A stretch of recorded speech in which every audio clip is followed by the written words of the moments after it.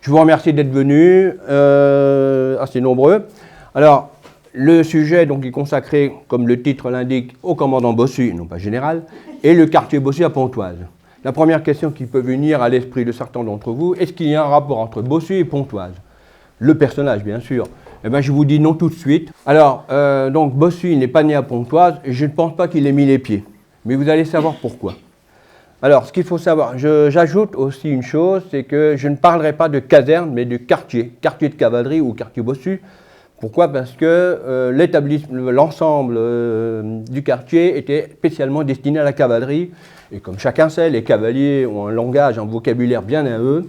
Donc, ils ne vont pas dire caserne, ça fait un peu trop, disons, fantassin, pied-taille, mais quartier de cavalerie, parce que ça fait plus noble. Alors, lui, Marie Île-Défense Joseph Bossu est né le 17 avril 1873 à Roubaix. Donc c'est un enfant du Nord. La statue que vous voyez ici a été inaugurée en 1925 en présence des édiles, la famille et aussi de son chef, le général Jean-Baptiste Etienne, dont je parlerai. Et ça a été fait par un certain sculpteur français, Réal Delsarte, qui a vécu la guerre. C'était un grand mutilé de guerre et paradoxalement, bien qu'il ait perdu une main, il a continué son métier de sculpteur.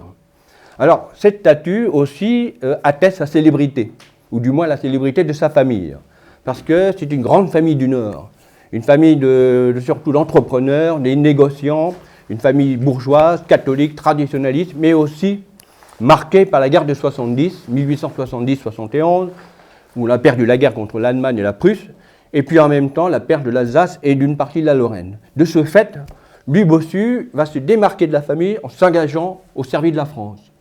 Alors, comme il a fait les études chez les jésuites, notamment à Boulogne-sur-Mer, il veut devenir marin.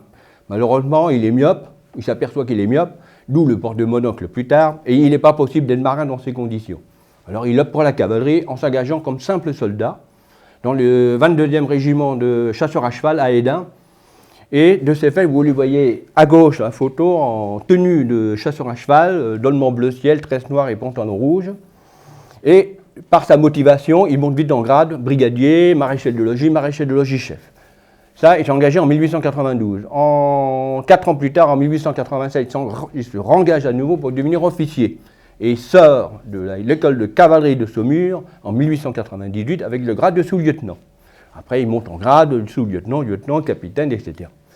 Alors, la particularité de Bossu, d'abord, c'est un cavalier émérite, un excellent cavalier. Mais quand je dis excellent, c'est excellent. C'est d'ailleurs que non seulement il se contente de monter à cheval, bien sûr, mais aussi il participe aux compétitions hippiques. J'étais encouragé par la hiérarchie parce que c'était une excellente école de volonté, d'endurance aussi, et il a participé, tenez-vous bien, à 250 compétitions, et il a gagné 150 fois. Excusez du peu. Outre cela, c'est un entraîneur d'hommes. Il est très bien noté par ses supérieurs parce qu'il a de l'autorité, de la prestance, du charisme aussi. Et en même temps, il est capable d'entraîner ces hommes, on pourrait dire, selon qu'on disait souvent, on irait avec lui jusqu'en enfer. Donc c'est en effet un officier hors pair et qui a beaucoup de, comment dirais-je, d'aura et puis surtout des vistas, surtout. Le 2 août 1914, lors de la revanche à Sonnay, la guerre éclate entre l'Allemagne et la France. À ce moment-là, le capitaine Bossu commandait le 3e escadron du 1er régiment de dragons à Luçon, en Vendée. Il part au front, confiance en ses hommes, en ses chefs aussi, mais malheureusement il a fallu déchanter parce que face à une armée allemande souple et manœuvrière, toute l'armée française s'est repliée sur ordre du général Joffre jusqu'à arriver à la hauteur de Paris, dans la ligne de Paris à Verdun. Et après, c'est la bataille, l'armée française cesse la retraite, on contre-attaque, c'est la bataille de la Marne, les Allemands se replient, on reprend le territoire perdu, et peu à peu, progressivement, la guerre se fige, et c'est la guerre des tranchées. Pendant ce temps-là, Bossu s'est particulièrement distingué par sa bravoure, ce qui va de soi, mais aussi par son sang-froid, et aussi par une certaine altruisme, parce qu'il n'hésite pas à payer de sa personne dans les opérations contre l'ennemi, et en allant même jusqu'à chercher des soldats blessés au front, sous les feux de l'ennemi. Il l'a fait 2 fois. Et à ce titre, il a ici tité et plus tard décoré ou plutôt fait chevalier de la Légion d'honneur en février 1915. Il reçoit aussi la médaille de Sainte-Anne, ordre russe, pour récompenser les soldats les plus braves. Quand c'est décerné la part à un étranger, c'est qu'il était très bien vu. Malheureusement, la guerre des tranchées, un cavalier ne peut pas faire grand-chose, puisqu'on ne peut pas combattre à cheval, donc il combat à pied dans les tranchées. Et pendant toute l'année 1915, tantôt il a certainement servi dans les tranchées à pied, parce que son régiment, le premier régiment de dragons, a éclaté en plusieurs escadrons répartis sur le front. Donc il est vraisemblable à ce moment-là qu'on le mettait là où on avait besoin d'eux. Il a dû certainement se poser des questions. On se dit qu'est-ce qu'on peut faire devant les tranchées ennemies, les barbelés, les mitrailleuses, etc. Mais évidemment, par pudeur, il ne le dit pas. Mais le jour a changé, a basculé en 1907 quand il apprend qu'on cherche des volontaires pour des missions secrètes et dangereuses. Alors évidemment, il ne sait pas de quoi il s'agit puisque c'est secret. Mais il y va. Et en même temps, il a demandé à ses hommes, il a annoncé, bon, je pars, je quitte mon escadron, mais qui veut venir avec moi, il n'y a pas de problème. Tous les mains se sont levées, on y va avec vous. Donc il part, il est affecté aussitôt à un endroit qui se trouve près de Paris, qu'on appelle le Trou d'Enfer. Le Trou d'Enfer, c'est à côté de Marly-le-Roi, c'est un terrain militaire avec un fort. Et là, il découvre, c'est une drôle de machine que vous voyez là, une machine automobile, moteur thermique, et surtout, que vous voyez aussi en bas, je vous expliquerai en détail, ce qu'on appelle le train de roulement. La particularité, ça va partout. Alors, dans la boue, c'est un terrain très irrégulier. Là où une voiture ne peut pas passer, cet engin-là, il peut passer. Ça, c'est tout nouveau.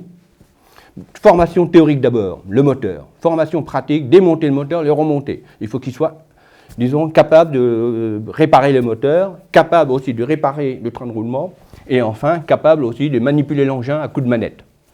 Alors, dans un terrain comme ça, boueux, vallonné comme vous pouvez le voir, boisé, ça tangue, ça roule, comme un navire en pleine tempête. Alors, on dit, ah, ça, cet engin-là, on va l'appeler le radeau de la Méduse. Bon.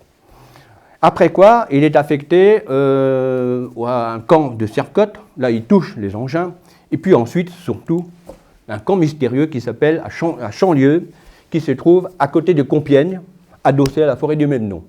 Là, il y a un terrain de manœuvre, il y a aussi une véritable ville avec des ateliers, et puis les messes, etc. Et ceci sous la direction d'un chef charismatique, un des généraux les plus atypiques de l'armée française, le général Jean-Baptiste Étienne, le père des chars français. Alors ce personnage, c'est un Lorrain, né en 1860, polytechnicien et artilleur. Et ce personnage-là est un esprit curieux et innovateur parce qu'il a beaucoup travaillé à l'amélioration de l'artillerie de son époque et il ira même jusqu'à préconiser l'utilisation des avions comme pour créer ce qu'on appelle l'aviation d'observation d'artillerie. Alors il est soutenu par la hiérarchie et il a travaillé au développement de cette nouvel engin qui permet aux artilleurs de voir ce qui se passe au-delà de l'horizon et il y contribue beaucoup. En même temps, c'est lui qui va également diffuser l'usage du téléphone. Alors pour vous, ça paraît évident, mais à l'époque c'est nouveau. Le téléphone, qu'est-ce que c'est? Nous, on a des pigeons voyageurs. Non, non, non, pas de pigeons voyageurs. Le téléphone, c'est bien mieux. Donc Étienne, tout ça, il participe à la modernisation, un des artisans de la modernisation de l'armée française avant la guerre de 14. Quand la guerre éclate, il commande un régiment, le 22e régiment d'artillerie, et la seule chose qu'il réclame avant de partir, je veux des avions, prenez-les. Il obtiendra les résultats d'ailleurs très honorables. Mais naturellement, il ne peut pas influencer le cours de la guerre. Il fera comme tout le monde, la retraite, la bataille de la Marne, la guerre des tranchées. Et cet officier, colonel encore, il s'est rendu compte que même si on apporte de l'aide aux fantassins dans les attaques contre l'ennemi, bien protégés par les barbelés, les mitrailleuses, les tranchées, etc., il s'est dit, il faut faire quelque chose. Il a réfléchi, il s'est dit, il faut un engin capable d'aller au contact de l'ennemi et détruire tous les obstacles. Il n'est pas le seul à y penser parce que d'autres, comme lui, y pensent aussi. Alors il y a les engins plus ou moins bizarres, plus ou moins étranges, comme par exemple, en bas, là vous avez c'est l'engin breton-prétot qui consiste à cisailler les barbelés, ou un autre, là, bon, c'est un peu plus conséquent parce qu'il y a du blindage, il y a les armes, mais malheureusement, les ingénieurs, ils ont dit, enfin les inventaires, ils ont dit aux militaires de la commission, oui, il peut écraser le barbelé, il peut écraser les lignes mitrailleuses, mais il ne pourra pas franchir les tranchées. Ah, bon, donc ça ne va pas. Pourquoi? Parce qu'ils ont des roues qui ne sont pas du tout adaptées. Par contre, là, ça devient intéressant. Étienne, justement, est allé voir les Anglais et il a vu l'engin ici, à gauche, c'est un tracteur de marque américaine Holt. Et vous l'avez vu, il y a un train de roulement, justement, qui permet à l'engin de se mouvoir un peu partout, sans problème, et un moteur suffisamment puissant pour tracter un canon lourd. Étienne, à la vue de cet engin-là, il s'est dit, ça, il y a peut-être quelque chose à en tirer. Les Anglais ne sont pas le seul, parce que les Français ont fait pareil, dans les Vosges.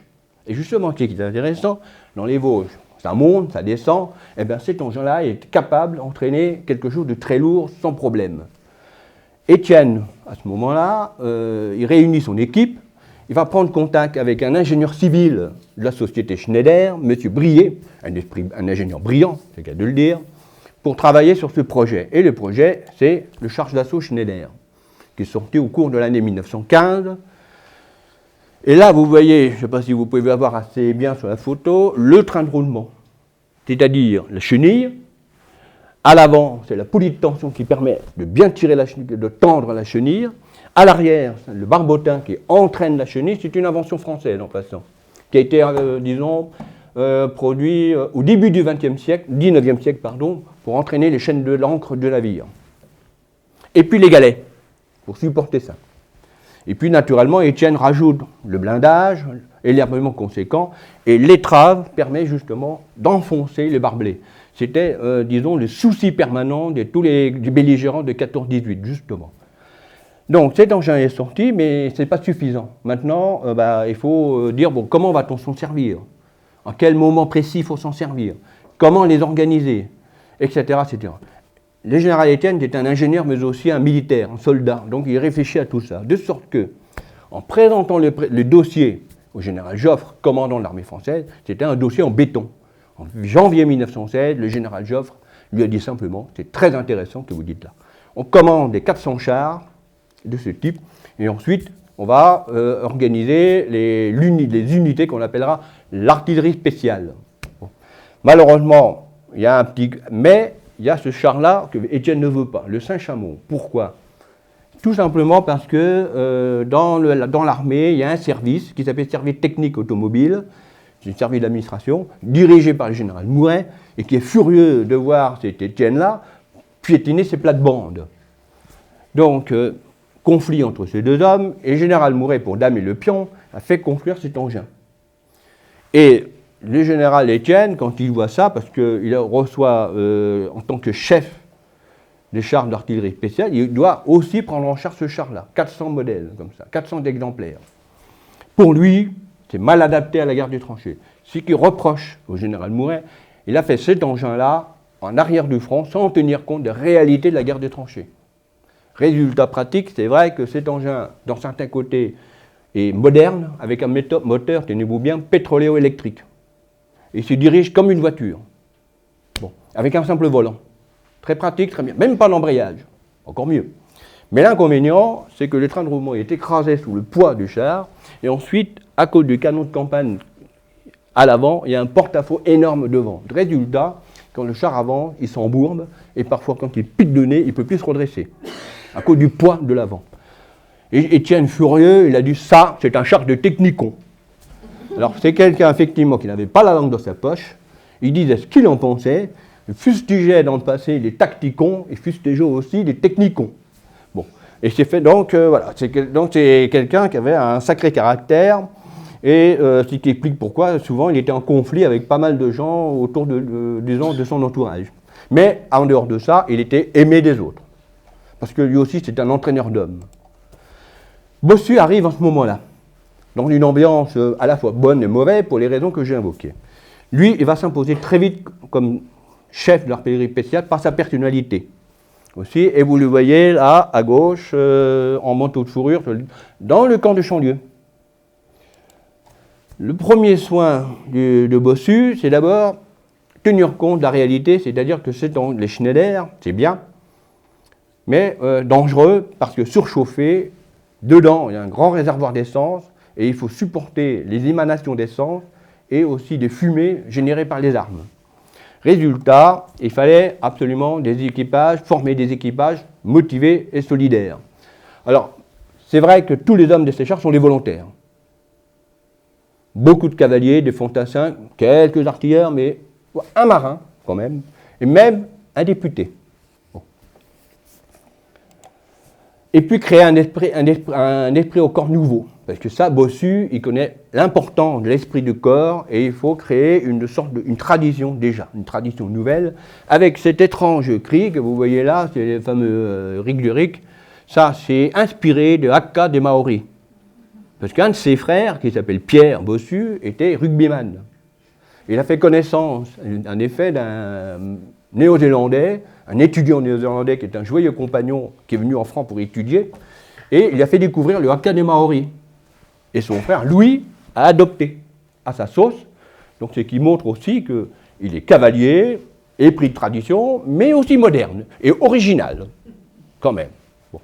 Et ce cri-là sera poussé par tous les hommes de char pendant la guerre de 14, mais ne sera jamais repris après. C'est typique des hommes de char de 14-18. Avril 1917, la grande aventure commence. C'est l'offensive du chemin des Dames. Donc on va expérimenter les chars d'assaut.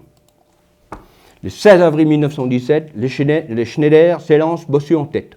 La dernière photo que vous voyez là, c'est un instantané. C'est très rare. Elle a été prise au moment de l'attaque de chars français le 16 avril 1917, vers l'objectif. Alors, Bossu, avant de partir, il était un peu inquiet parce que pour lui, il a analysé la situation et pour lui, c'est mal barré, c'est mal parti, mais on y va quand même. Et il demande simplement une dernière faveur au général Étienne que je veux vous lire parce que ça dénote bien l'état d'esprit de Bossu.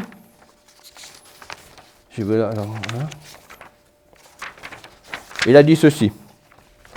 Alors, il a écrit donc ça à son supérieur hiérarchique, le général Étienne. Mon général, vous n'ignorez pas que le plan de la première attaque de chars français est loin de ce que j'avais préconisé. Je ne veux pas que les survivants me reprochent la mort inutile de leurs camarades.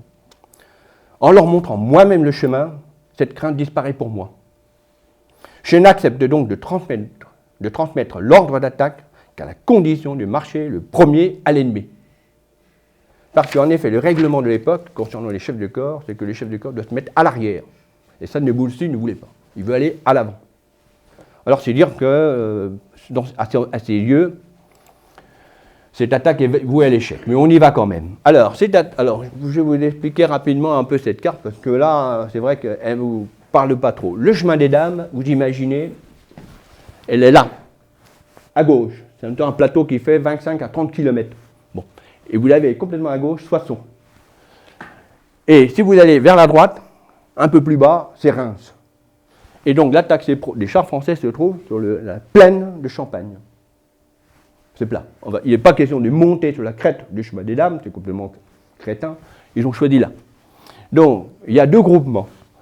À gauche, le groupement Chaubès qui ne parviendra pas à franchir la première ligne allemande. Par contre, le groupement Bossu, plus à droite, elle franchira la première ligne allemande, la deuxième ligne allemande, tenez-vous bien, large de 5 mètres de large, 5 mètres, et certains groupes vont aller jusqu'à franchir la troisième ligne allemande, jusqu'à arriver au remblai de chemin de fer, c'est la ligne droite que vous voyez, un incliné en haut à droite, c'est là. Et certains chars, ils sont arrivés jusque-là, et ça fait un raid de 5 km. Tout ceci sous le feu de l'ennemi. Alors là, c'est une photo que j'ai prise en 1998, une série de photos qui vous montre un petit peu le paysage. Là au milieu, c'est la deuxième ligne ennemie, situation approximative. À gauche, la première ligne ennemie allemande, et à droite, la troisième ligne allemande. Et au fond, la vallée de la Miette qui sert un peu, disons, de cadre à cette attaque-là. Et on voit très bien ici que c'est très plat, donc comme dirait mon père, c'est un joli terrain de manœuvre. Et au fond, vous voyez colline de Prouvet, là, à droite, c'est l'objectif. Alors c'est un objectif trop ambitieux parce que ces chars-là n'attaquent pas seuls, il y a les fantassins derrière. Mais malheureusement, les pauvres, ils sont matraqués par l'artillerie, ils n'ont pas réussi à suivre les chars, qui continuent à avancer comme ça. Donc il y a eu des pertes. Et cependant, après un raid de 5 km, quelques chars repoussent une contre-attaque ennemie assez puissante. Ils étaient une poignée d'hommes, et il y avait une ligne, 600, 800 bonnes ennemis qui arrivaient en courant vers ces chars-là, pensant qu'ils étaient mûrs comme des fruits. Donc il n'avait plus qu'à les prendre. Et ces chars-là se sont mis en position de tir, ont tiré, et les Allemands ont reflué. Ils étaient une soixantaine d'hommes seulement, bien pourvus en armement, il est vrai. Après quoi, le soir, les chars doivent rejoindre en ligne. Ça, conformément aux ordres, il est hors de question de laisser ces chars-là aux mains de l'ennemi. Donc il fallait se replier. Les pertes, quand même assez importantes, sur 132, 57 ont été perdus, 34 tués, 109 blessés et 37 disparus. Moins en proportion par rapport aux fantassins, il est vrai. Mais le plus grave, c'est que Bossu a été tué. En effet, après avoir franchi la deuxième ligne, un obus est tombé sur son char et lui a été tué net, le corps criblé d'éclats. Son frère, Pierre Bossu, l'a récupéré, l'a retrouvé d'abord, il l'a récupéré, et enterré dans le cimetière à Mézy, à côté. Et après la guerre, il sera transféré à Roubaix pour rejoindre les caveaux familiales. Alors, pour le général Étienne, ça, c'est une perte irréparable. Et pour qu'il dise ça, il pèse ses mots. C'est une perte irréparable. Alors, cependant, il fallait continuer, et par la suite, le général Étienne, avec Louis Renault, vont concevoir un char complètement nouveau, révolutionnaire par rapport à ce qu'on a vu avant, avec 3 éléments, les chenilles enveloppantes, un compartiment de combat et un compartiment de moteur, et une tourelle qui fait 360 degrés. C'était complètement révolutionnaire pour l'époque, et ce sera le fameux char de la Victoire en 1918. Donc les leçons ne sont pas complètement perdues. Après quoi, l'héritage Bossu en question, parce qu'en effet, ce qui est important, c'est de signaler en effet que dans l'entre-deux-guerres, il y a eu un débat. Et ce débat n'est pas seulement français, c'est européen pour ainsi dire. En Allemagne, en Angleterre, en Russie, même en Italie, on s'est dit, bon, il y a de nouveaux engins, il faudra réfléchir à ce qu'on va en faire, faut-il les saupoudrer, par exemple, parmi les fantassins, ou au contraire constituer des gros blocs, comme ça, et puis foncer en tant qu'unité autonome sur l'ennemi avec une mobilité importante. Et ce débat, et c'est assez curieux, ne s'applique pas seulement aux chars, mais aussi aux avions. Aussi. C'est le même type de débat, c'est-à-dire, c'est nouveau, mais qu'est-ce qu'on va en faire? Quelle est la meilleure façon d'utiliser? Alors en France, le problème, en France, c'est que la majorité des officiers, ils veulent que le char-là soit fait pour accompagner les fantassins. Point barre. Bon. Or, Étienne, malgré son prestige, qui lui, Étienne, en effet, il voulait plutôt constituer des grands blocs autonomes pour aller d'un point à un autre, là où on a besoin d'eux, et de constituer ce qu'on appelle une force de frappe. C'est-à-dire parcourir plusieurs dizaines de kilomètres en peu de temps sur des hommes entièrement montés, motorisés, chars, camions, voitures, etc. Et c'est tout. Donc là, malheureusement, il n'a pas été écouté, et une loi de 1920-1921 stipule que le char sera, disons, l'affaire de l'infanterie. De ce fait, quand on va rédiger les cahiers de charge, on fera un engin lent, pas besoin d'aller aussi plus vite qu'un fantassin, il faut qu'il aille doucement, pas plus loin qu'un fantassin, il faut qu'il aille aussi loin qu'un fantassin, et disposant d'armements légers, puisqu'il s'agit de détruire de petits obstacles. Et c'est tout, qui explique en partie la défaite de 1940. Mais je n'irai pas plus loin. Par contre, ce qui est intéressant, en 1943, on a créé l'ABC. Après la défaite de 1940, on a reforgé une nouvelle armée française en Afrique du Nord. Et l'ABC, c'est armes blindées cavalerie. Ce qui veut dire que l'état-major a compris les leçons et désormais, le char est l'affaire de la cavalerie. Ces deux photos-là sont intéressantes. Elles ont été prises à Sarcelles, chez nous, dans le Val-d'Oise. Et ce sont ces chars-là de fabrication américaine, ce sont des chars utilisés par les cavaliers français, le 12e RCA, régiment de chasseurs d'Afrique, de la fameuse division blindée de Leclerc. Donc, Bossu a pensé en 1917 que le cheval du futur, c'est le char d'assaut, avec lequel on chargera. Ça, il y a pensé très vite, en 1917. Ce n'est pas un théoricien, il n'a pas écrit de traces, mais il l'a dit à son frère, puis au frère, lui, il l'a retenu, et c'est ça. Donc son idée forte, c'est ça. La cavalerie, ce sera une cavalerie blindée. Il y a pensé en 1917. Et c'est chose faite en 1943. Donc, dans un certain sens, il était visionnaire. Maintenant, Saumur compte actuellement une école, l'école de cavalerie, 2 musées qui forment un tout, le musée de la cavalerie et le musée des blindés. Et ça se visite. Et là, alors à l'origine, c'était une collection d'armes, de chars, pour l'enseignement des jeunes officiers de cavalerie, pour qu'ils apprennent un peu la mécanique, l'évolution de la technologie. Et mon père, qui a été à l'école de cavalerie de Saumur en 1948, a découvert ainsi le char français, américain, allemand, anglais. Sa conclusion est très simple. Tout ce qui est anglais, c'est compliqué. Bon. Alors ensuite, Bossu, il inspire le cinéma. Bah oui. Parce que parmi les hommes qui a servi sous ses ordres, il y a un maréchal de logis qu'il n'a pas oublié, c'est un certain Jean Renoir. Jean Renoir était en effet du premier dragon. Il a été, disons, subjugué par cet officier charismatique. Il a été mobilisé, parti en guerre de 14, il a été grièvement blessé et réformé. Plus tard, il fait le cinéma. Et là, en 1938, il a voulu faire un film qui s'appelle La Grande Illusion, où il y a une confrontation entre l'officier prussien von Schreim et l'officier français sur le rôle de le capitaine de Boieldieu, incarné par Pierre Freinet. Et il fallait trouver un type de personnage. Ben, le type des personnages, c'est tout trouvé, c'est Bossu. Donc, voilà, ça va loin. Il n'y a pas seulement un pire pas de l'armée, mais aussi le cinéma. Bon. Et enfin, pour finir la chose, Pontoise. Eh oui.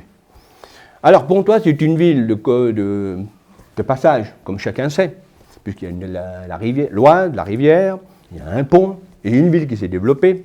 Bon, donc il y a des marchands, des gens de toutes sortes qui passent par là, et naturellement des hommes de guerre. Et puis plus tard, des régiments qui passent.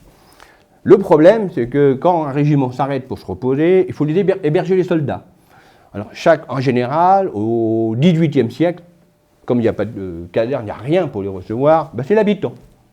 Donc, on délivrait un ticket à un soldat, et le soldat va chez l'habitant, et là, il est nourri et hébergé aux frais de la princesse, aux frais de l'habitant. Bon. Alors, évidemment, ça coûte cher. Alors, c'est supportable quand ça dure deux journées, ça va, c'est supportable. Mais quand ça dure plusieurs jours, ça arrive, 8 jours, 15 jours, là, c'est trop. La charge devient insupportable, et c'est pour ça que la municipalité de Pontoise se dit, au XIXe siècle, bon, c'est bien gentil tout ça, mais le mieux, ce serait une caserne, comme ça maintient les gens, il n'y aura pas de problème avec les gens aussi, et puis pour les commerçants, ça peut être intéressant, ça fait des clients en plus. Bon. Donc plusieurs fois, la municipalité demande au ministère de la Guerre, voilà, on pourrait mettre à votre disposition un terrain pour construire une caserne. On regarde d'abord, on dit on va voir ça, on regarde, bon, on ne se montre pas très enthousiaste, mais au fil du temps, devant l'insistance de Pontoise, les militaires de la guerre, l'armée, se disent, bon, allez, pourquoi pas. Alors ils étudient et disent, voilà, il faut que Pontoise participe aux frais, bien sûr, 1 million de francs. 1 million germinal. Hein. Donc, francs costauds, même 1,8 million parfois. Pontoise trouve que ça fait un peu trop et propose 500 000 francs. C'est pas assez. Bref, ça a traîné.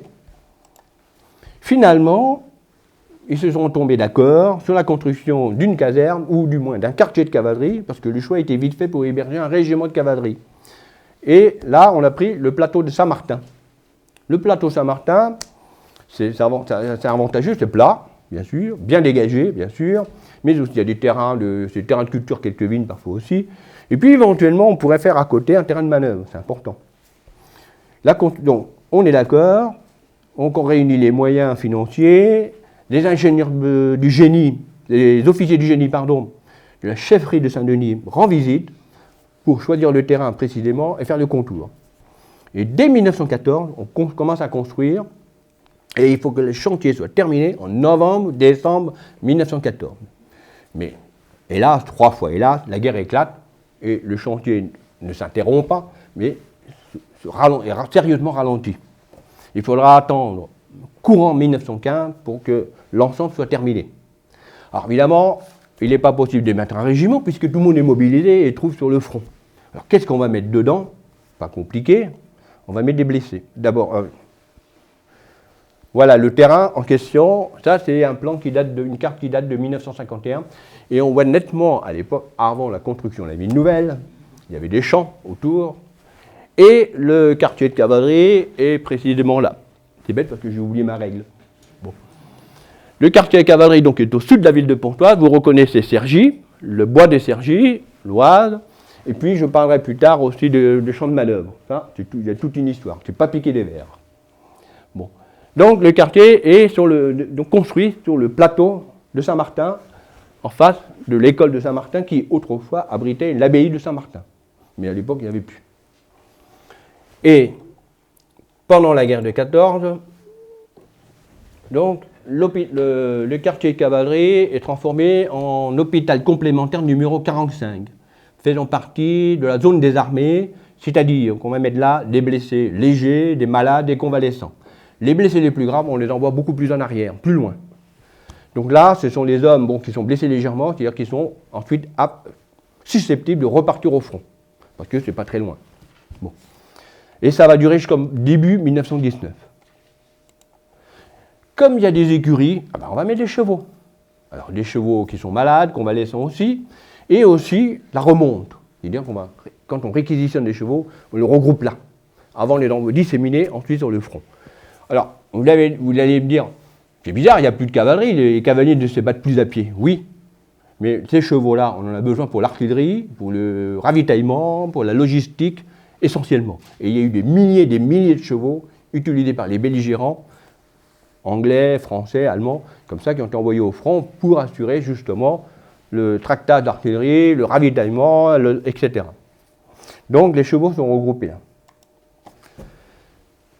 4 septembre 1919, la paix est revenue, on accueille enfin un régiment à Pontoise, le 22e Dragon.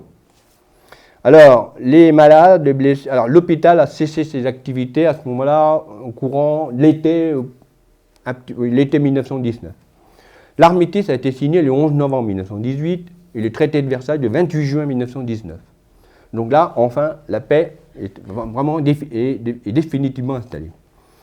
Quand les derniers malades quittent le quartier de cavalerie, on nettoie un peu et tout ça, et le 4 septembre, on reçoit en grande pompe le 22e régiment de dragons, et là vous reconnaissez sur cette photo la place de l'hôtel de ville, par où débouche le colonel, ses officiers et tout son régiment. Alors, et heureusement pour eux, il faisait très beau ces jours-là. Alors, c'est un accueil inoubliable parce que, d'abord, pour plusieurs raisons. D'abord, on fête la fin de la guerre, c'est ça qui est important. On exprime une vive reconnaissance à l'armée aussi, pour avoir sauvé la France, remporté la victoire aussi. Et puis, aussi, pour les commerçants, allez, on va le dire tout de suite, le commerçant, ça fait des bonnes affaires en perspective, avec tous ces clients-là. Bon. Et puis surtout, c'était une fête vraiment, une grande fête, un grand jour pour tous les Pontoisiens à l'époque. Alors on a un petit peu oublié, c'est vrai, mais il faut savoir, les nombreuses cartes postales qui ont été imprimées à ce moment-là montrent bien que la foule était dense. Hein. Tout le monde était là, tout Pontoise était là. Et puis, selon la tradition militaire, il faut donner un nom. Donc toute construction militaire, qu'il s'agit d'une caserne, d'un quartier de cavalerie et tout ça, il faut donner un nom. Les officiers 22e Dragon sont presque tous des survivants de la Grande Guerre. Et certains d'entre eux l'ont connu, Bossu. À la suite de la discussion, ils se sont dit, ce sera lui. Et c'est comme ça que son nom a été donné. Alors, il n'y a aucun rapport entre Bossu et la ville de Pontoise. Ce sont les officiers qui ont donné ce nom-là. Et ça fait partie d'une solide tradition militaire. Même les sous-officiers ont droit à ça. Ce n'est pas seulement l'apanage des officiers. Il y a d'ailleurs, en 1920, le 1er août, on a aussi mis une plaque commémorative à côté de l'entrée, à la mémoire de Louis Bossu, en évoquant essentiellement sa mort, 16 avril 1917. Et vous remarquerez aussi, il y a marqué 22e Dragon.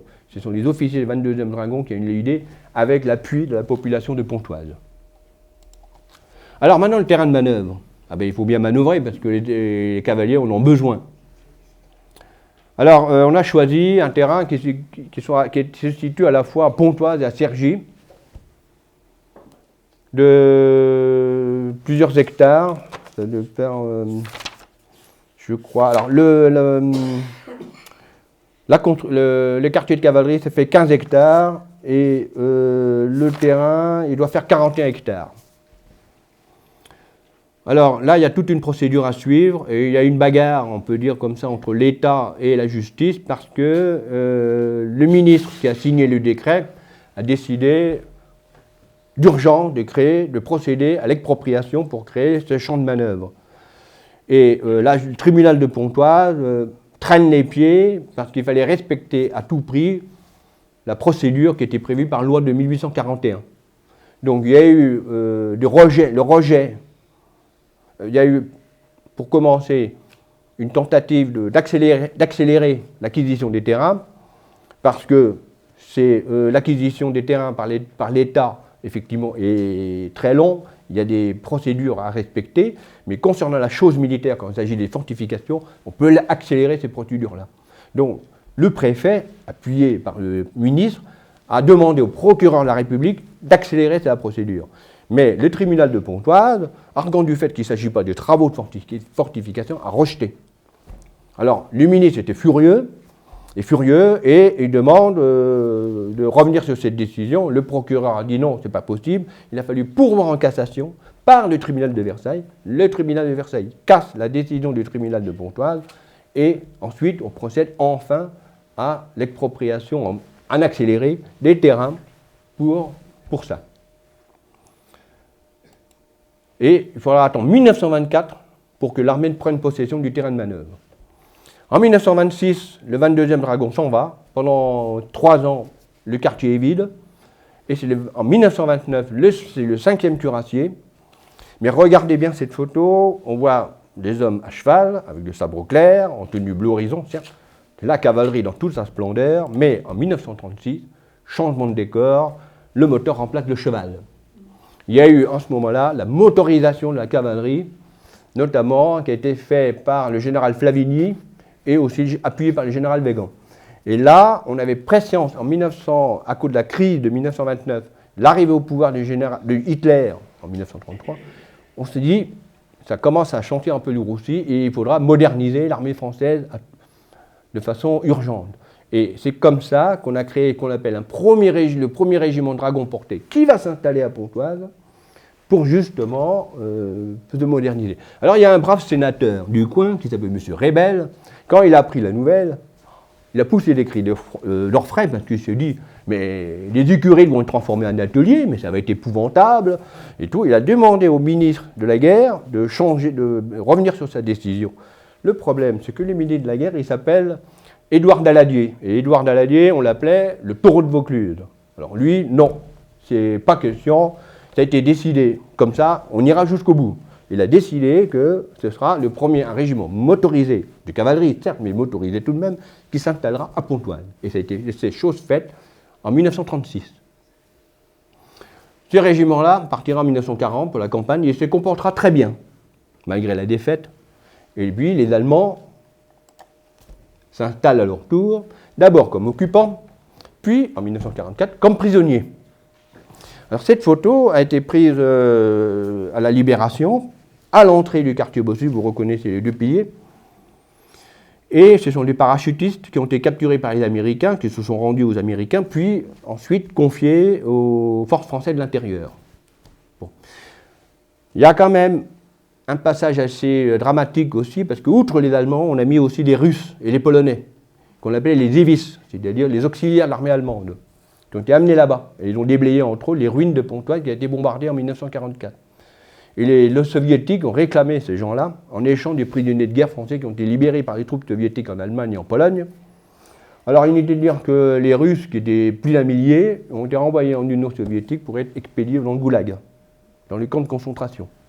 On n'en entend plus parler d'eux. Mais on n'avait pas le choix, il fallait récupérer les prisonniers français. Après, un régiment s'installe, c'est le régiment de marque du Tchad, un régiment motorisé, disons à partir de 1948, et ça va durer jusqu'en 1968. Alors,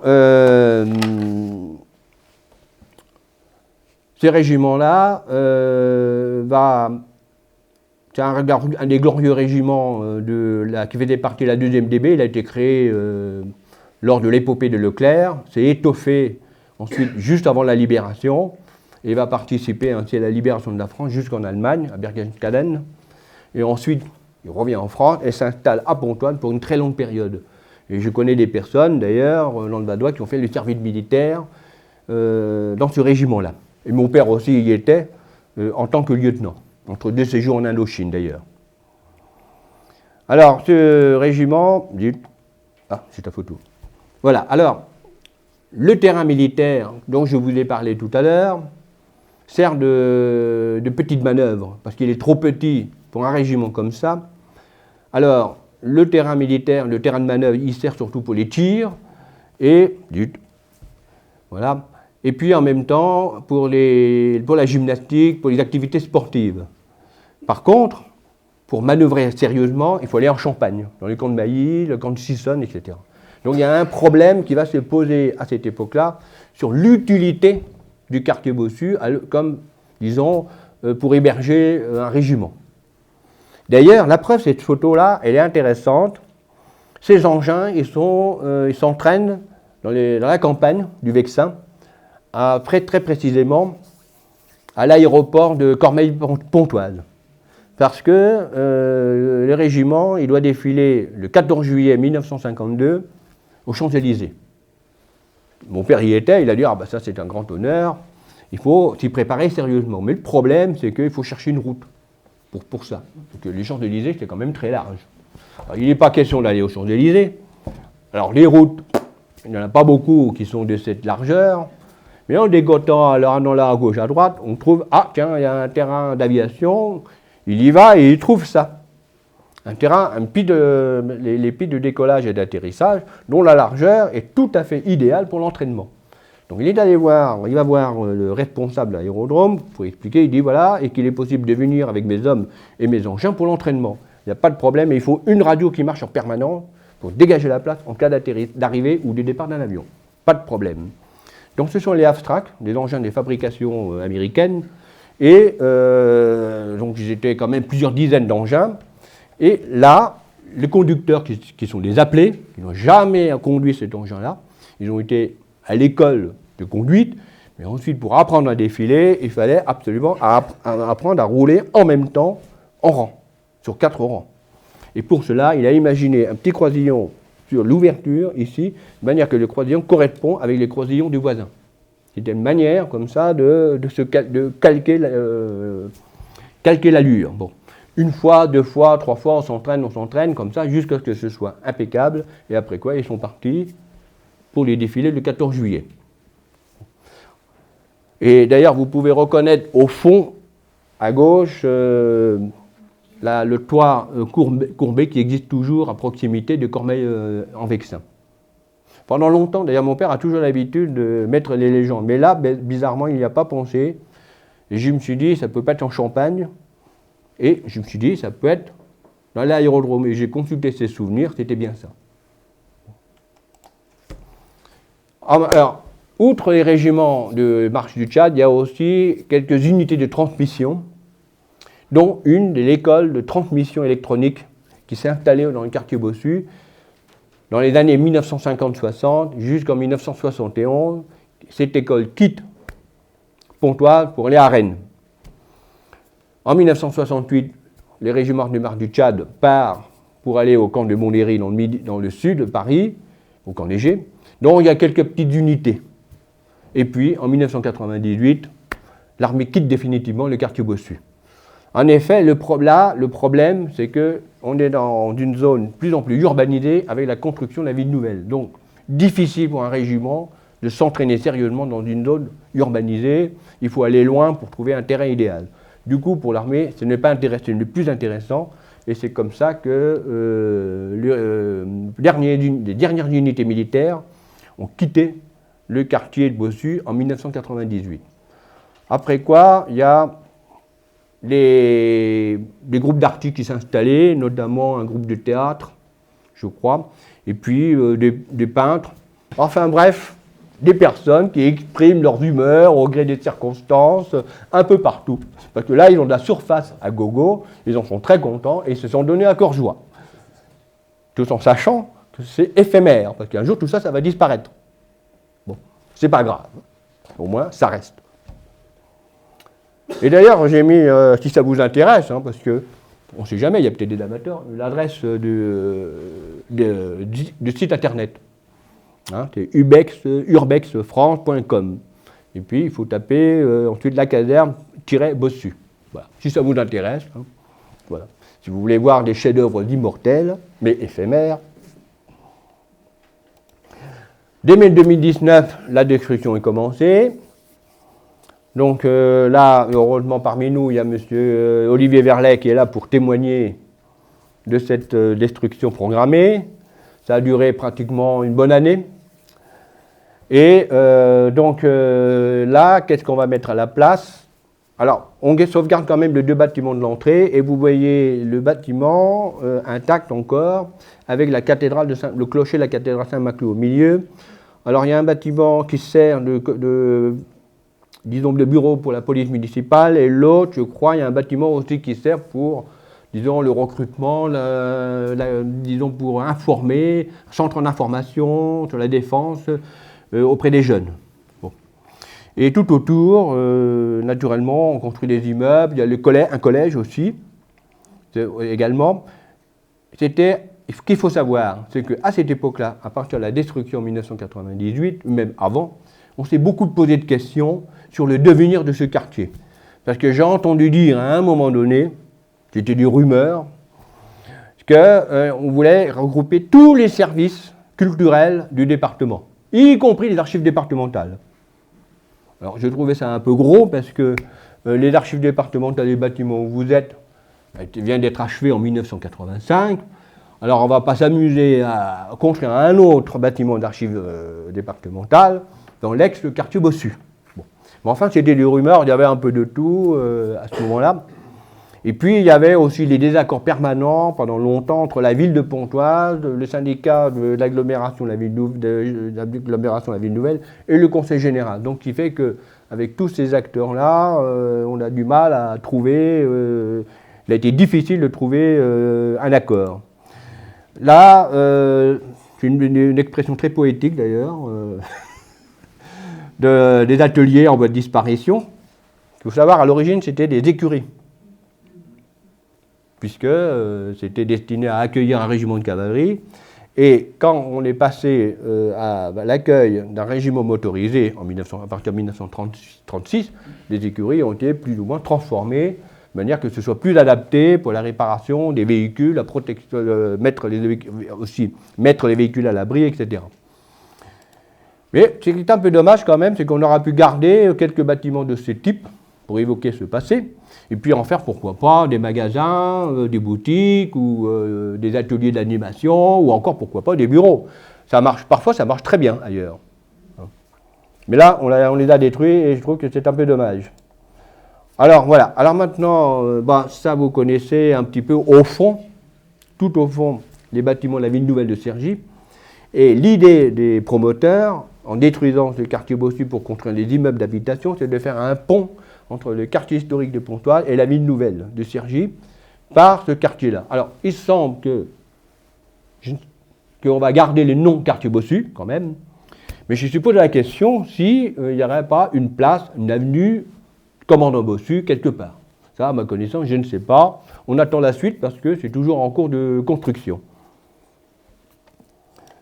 Voilà, donc je termine par cette photo aérienne. Alors, une explication sur cette photo, c'est la photo que nous disposons, une collection de photographies aériennes du département, dont Pontoise, Enrard. Enrard est un industriel français qui est un entrepreneur et qui est un passionné d'aviation d'une part et un passionné de photos. Et là, il joint ces deux passions pour faire des photographies aériennes. Et il survolait beaucoup, non seulement la région parisienne, mais aussi ailleurs, à la demande des industriels qui cherchent un site pour implanter leurs usines, leurs ateliers, etc. De ce fait, il a trouvé un nouveau débouché pour ces photos aériennes, c'est l'édition des cartes postales. Et à sa mort dans les années 70, les héritiers ne veulent pas garder ces photos, ils ont décidé de les vendre et ça a été vendu par département par département. Et les archives départementales du Val-d'Oise ont acquis un jeu de toutes ces photos aériennes. Donc il y a des photos Pontoise bien sûr, mais aussi de Montmorency, de Taverny, de La Roche-Guyon, de Enghien-les-Bains, et avec le lac, etc., etc. Et ces photographies-là sont un excellent témoignage sur le Val-d'Oise dans les années 50-60. Un exemple, nous avons par exemple des photos du centre-ville de Pontoise avec avant et après la construction de la piscine au bord de l'Oise. Bon. Et on voit aussi, c'est très surprenant, on voit par exemple aussi, grâce à ces photos, comment était l'hôpital de Pontoise après la guerre. C'était des bâtiments en briques, je ne sais pas si vous connaissez l'hôpital de Pontoise, allez voir les bâtiments en briques, il y a des voitures partout autour et les bâtiments modernes autour. Mais là, à l'époque, grâce à Henrard, on sait que c'était les champs. Il y avait des champs autour, bon, etc. Donc ça, c'est... donc cette collection, nous l'avons. Donc vous pouvez le consulter sans problème. C'est 29 FI. Je vous l'ai dit tout de suite. Voilà. Bon, je crois qu'on arrête là. Si vous avez des questions à poser, je vous demanderai simplement de les dire à haute et intelligible voix parce que je suis un peu dur d'une oreille. Voilà. Merci.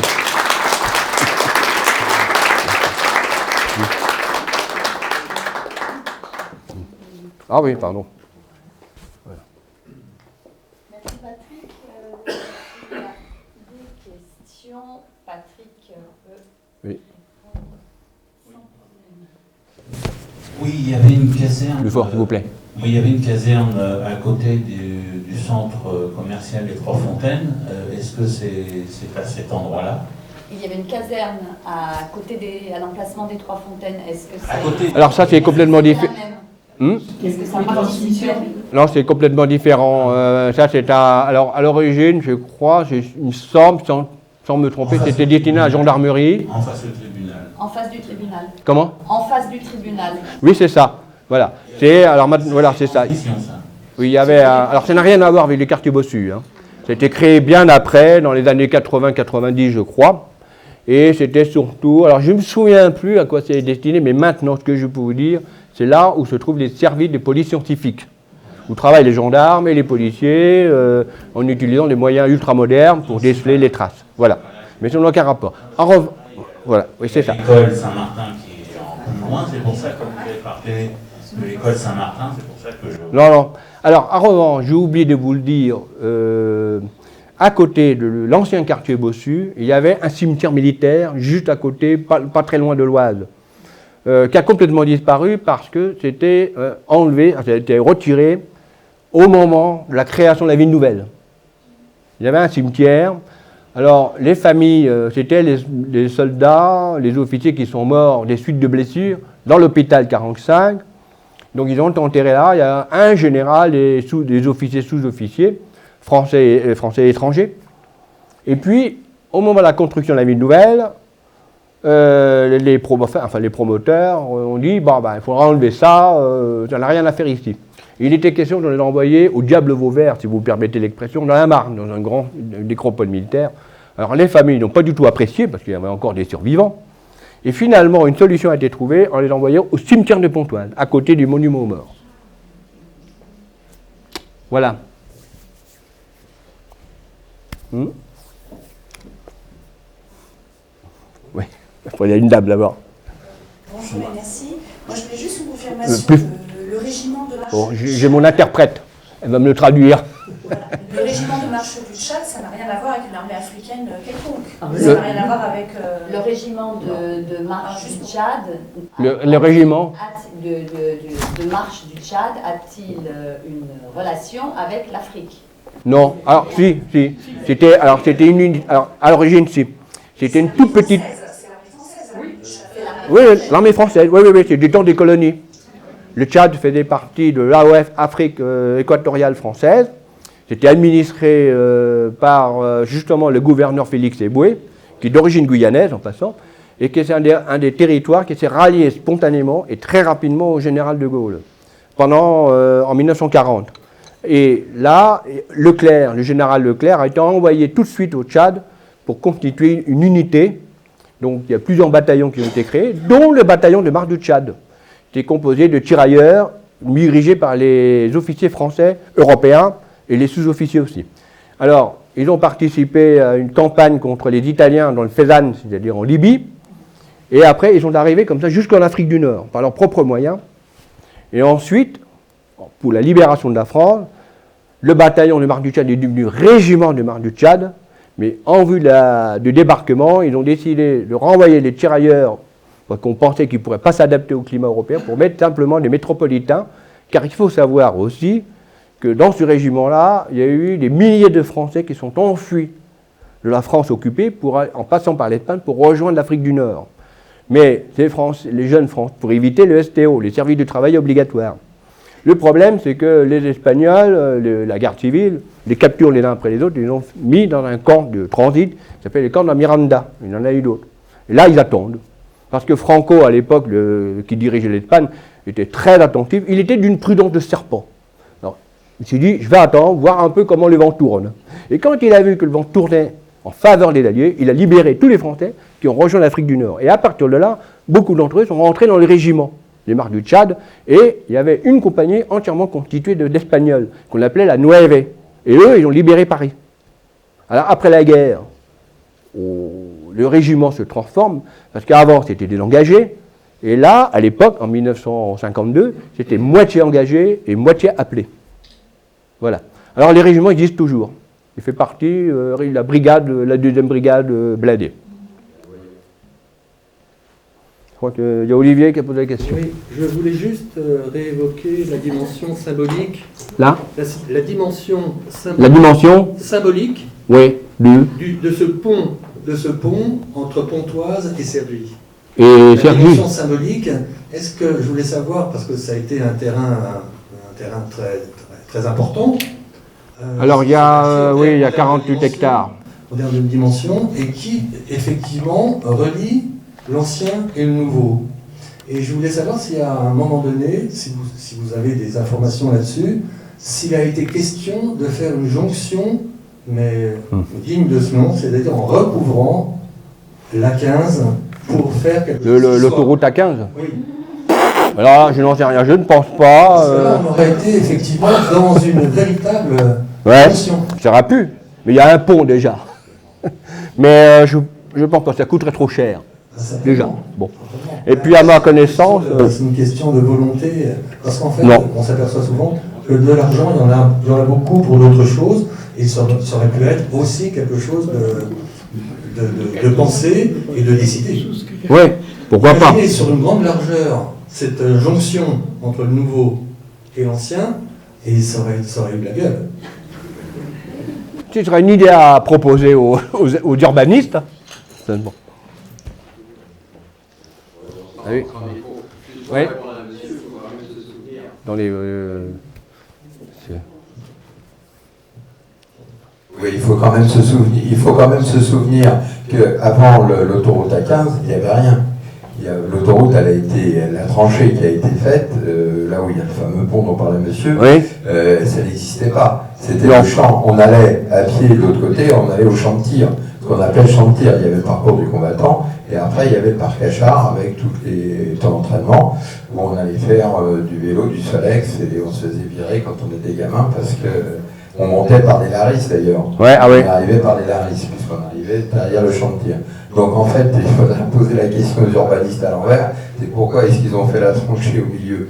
C'est pour la 15, et puis maintenant il y a un pont dessus, on ne va pas la recouvrir encore en plus, je crois pas. Ah oui, intéressant. Aussi l'autre chose que je voulais vous dire tout à l'heure, là où sont les gendarmes, c'était l'établissement régional de réparation des radars.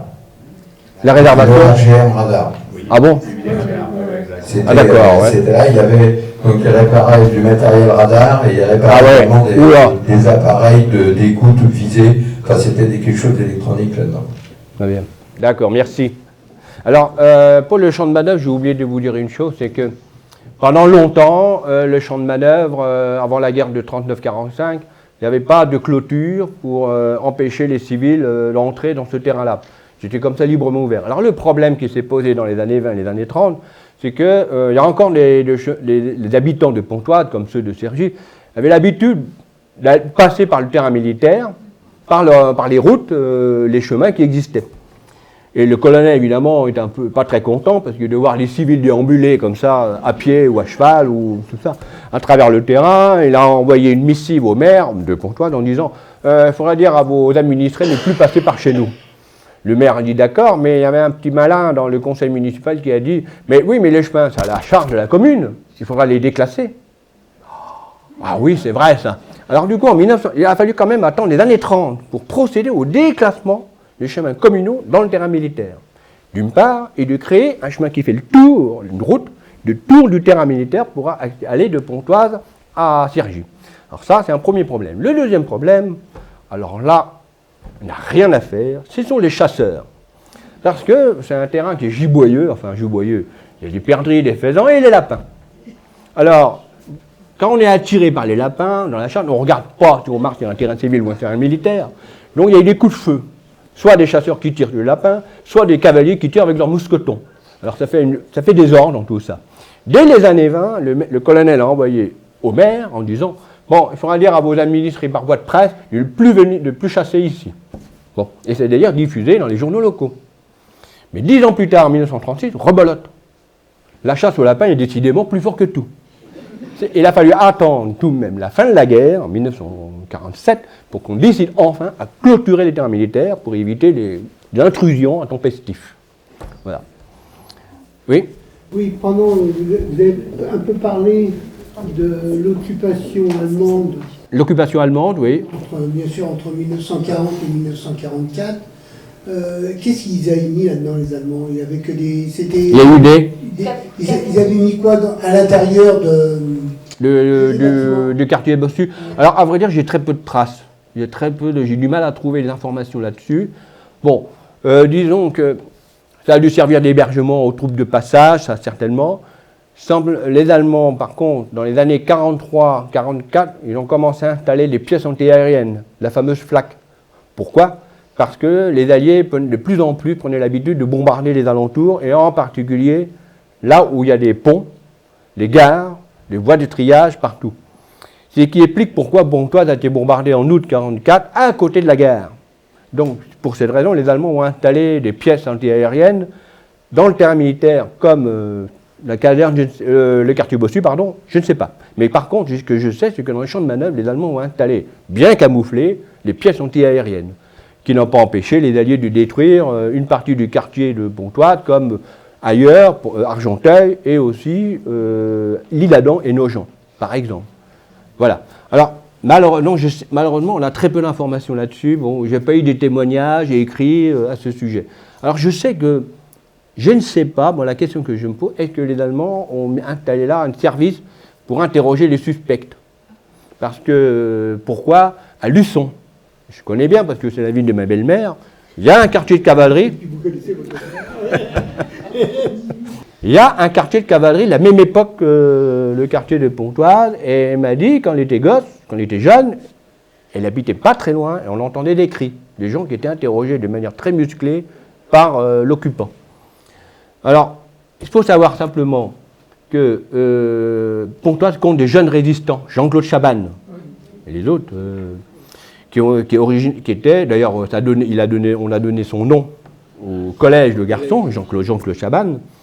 Donc, il était de Pontoise, son père était un notable à la ville de Pontoise, il était même officier de réserve. Et ce garçon-là, il rêvait, dès 1941, à rassembler des armes pour aider les Anglais à débarquer un jour, qu'ils débarqueront un jour. Bon. Et il a été arrêté à Paris par la police française et livré aux Allemands. Mais il n'a jamais été interné dans le quartier de cavalerie de Bossu. Donc je pense qu'il y a peut-être, je peux me tromper, il faudra trouver des preuves, elle n'a peut-être pas servi à cela. Je pense qu'elle a dû servir d'entrepôt pour le matériel, de choses comme ça, mais c'est tout. En revanche, à la libération, on a interné les prisonniers de guerre allemands là, ainsi que les Russes, comme je vous ai parlé. Voilà. Où était la caserne, là, en rouge blanc? La caserne Bossu. Où elle était? Là. Attendez. Ouais. Alors, ouais. Et Attends, ouais. Attendez. Là, vous voyez, c'est là. Là, il y a un stade. Juste devant, ici, le quartier de cavalerie. Et le champ de manœuvre est là. Alors, il y avait aussi, pendant quelques années, une voie ferrée qui partait de Pontoise, qui passait comme ça, et passe devant le terrain de manœuvre pour aller ensuite à Sagy. C'est une voie ferrée d'intérêt local, Pontoise-Sagy, qui n'a pas duré très longtemps parce que ce n'était pas très rentable, mais c'est trop probablement pour satisfaire les électeurs qu'un député en a eu l'idée. Bon. Alors là, encore un autre problème aussi, parce que les cavaliers, ils ont fâcheuse tendance à passer un peu à franchir un peu n'importe où. C'est la voie ferrée, alors quand le train arrive, ça fait désordre. Alors là encore, le directeur de la voie ferrée a demandé au maire, à l'armée, surtout à l'armée, au colonel, dit « Bon, c'est bien gentil que vos cavaliers passent par là pour aller du quartier de cavalerie au terrain de manœuvre, mais il faut que ce soit des endroits très précis pour que nous, enfin les cheminots, sachent là où il faut faire attention. » Donc un accord a été trouvé, bon, il n'y a pas eu trop de problèmes, heureusement, ça n'a pas abouti à une querelle picrocolline entre les différents acteurs. Donc voilà, alors très tôt, vous constaterez que cette voie ferrée a disparu dans les années 50. Ça n'a pas duré très longtemps. Alors en revanche, on peut avoir des traces ici chez nous aux archives, justement, notamment de la série S concernant les voies ferrées. Donc si vous voulez avoir des détails, il n'y a pas de problème, il y a un inventaire là-bas à votre disposition, c'est les chemins de fer, et vous cherchez Pontoise-Sagy et vous trouverez les détails. Alors, en général, c'est les acquisitions de terrain, la construction de lignes, parfois d'une gare quand il y en a, et puis aussi des plaintes, parce qu'en faisant les travaux, on fait des dégâts de ci, de là. Alors il y a des gens qui se plaignent, qui ne sont pas contents, donc voilà, des choses comme ça, on peut les trouver. Mais vous ne trouverez pas les dossiers techniques. C'est surtout les dossiers que nous avons ici, ce sont les dossiers administratifs entre le préfet et, disons, les constructeurs des voies ferrées. Est-ce que vous pouvez nous montrer où nous sommes ici, vos archives? La photo de quoi? Le Est-ce que c'est le quartier du Brûloir? Parce qu'on est à côté du bois de Cergy, ici. Alors nous, on est là. On est où? On est quelque part par là. Pas très loin, d'ailleurs, attendez, il y avait la Véranie, ici, donc on doit être par ici, là. Voilà. Pas très loin du terrain militaire, d'ailleurs, en passant. Bon, voilà. Et alors, qu'il faut... Oui? Alors, qu'il faut savoir aussi, j'ajoute d'une petite anecdote, aussi, parce que là, je tiens beaucoup de mon père aussi, c'est que les officiers, dans les années 50, pouvaient loger chez l'habitant. Bon. Alors, on donne des adresses. Alors, comme mon père est arrivé d'Indochine, il a été affecté d'abord au régiment de Marc du Tchad. Il était furieux parce que, à son arrivée, il a demandé d'être envoyé en Allemagne. Il y a un régiment de chasseurs de chars là-bas. 5 fois, il a demandé. Et quand il a reçu l'ordre de mutation, c'est Pontoise dans les RMT. C'est pas du tout ça qu'il voulait. Bon, ben, je vous libère alors. Voilà.